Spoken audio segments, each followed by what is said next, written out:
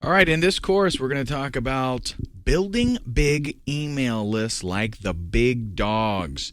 How to build the massive email lists just like the marketing gurus. I'm really excited about this one, folks, because list building is not only your life's blood, it's not only the thing that's going to, make or break your business, but doing it right is actually a whole lot of fun. And I think you're going to have some fun in this course. Let's talk about what is real success.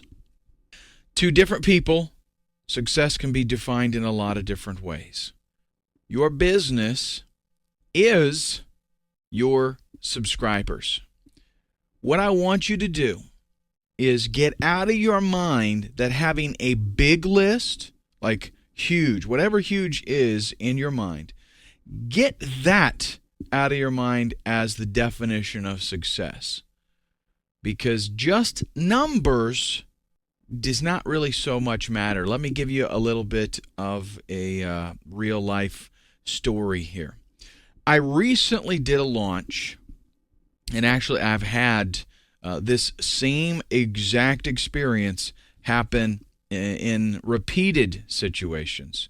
Okay, but I just did a launch where I had a number of very large affiliates and some smaller affiliates who were promoting this product for me. Some of these people had lists of 10,000, 20,000, 50,000, even 100,000 subscribers on their list.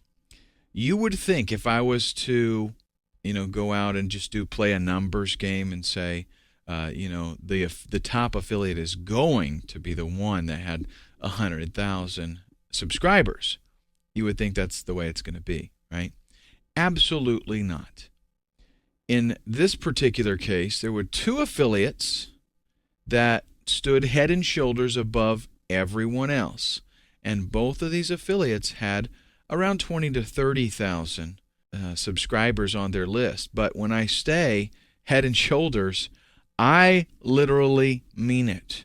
I'm talking about people with 100,000 people on their list making a dozen sales, and people with 20,000 people on their list making 150 sales. How is that number justified? How in the world can somebody with a smaller list of 20,000 make so many sales, and somebody with such a humongous list not do very well at all?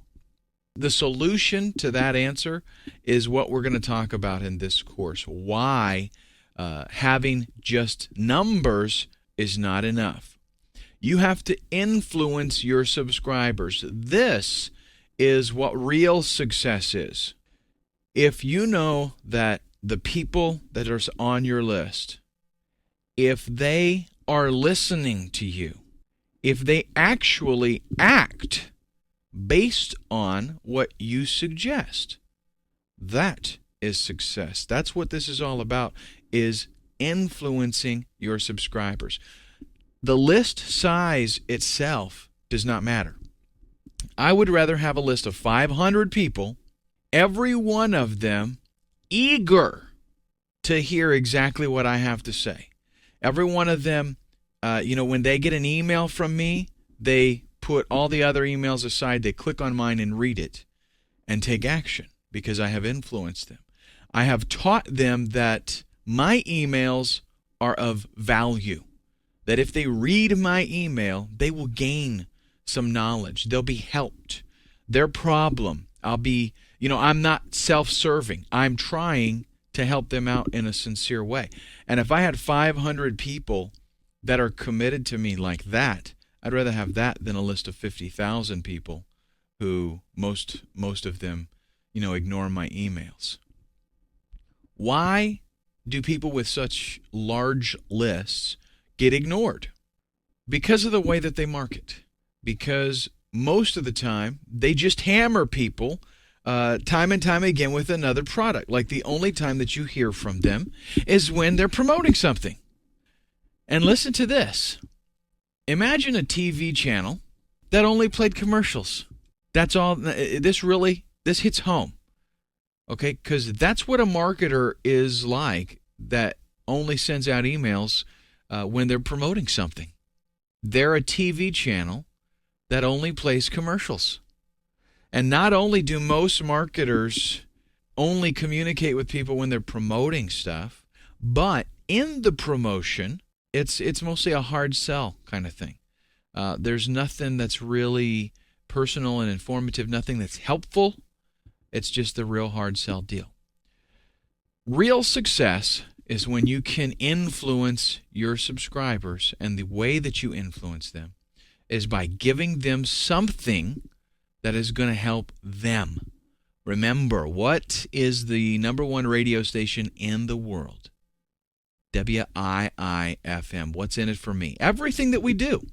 Our squeeze page, our sales page, any ads that we put up. What do they all cater towards? They cater towards offering a solution to people who are looking for that solution. So why should our email campaign be any different?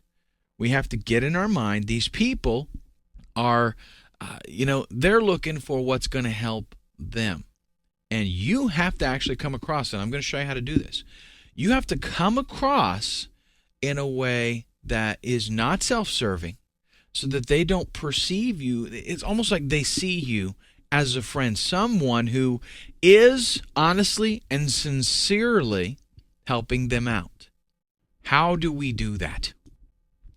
A new approach to marketing. The traditional way is a hard sell, okay? Or what we're going to talk about is a word fitly spoken. That's a phrase that we've all heard, right? But I'm applying it to this because in your emails, if you can say just the right thing, you don't have to do the hard sell thing. If I've got somebody who has a problem, okay, let's just use internet marketing, because a lot of people are into internet marketing because it's a hot niche. Making money is big.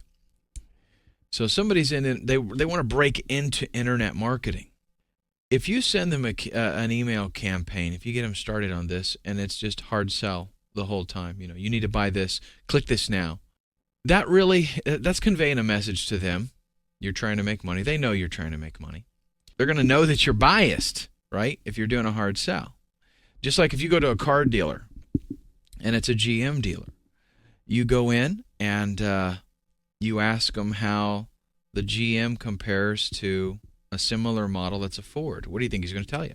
GM's better. And when you're actually talking to him about, you pick out a vehicle, you're talking to him about them, chances are it's going to be a really nice vehicle in the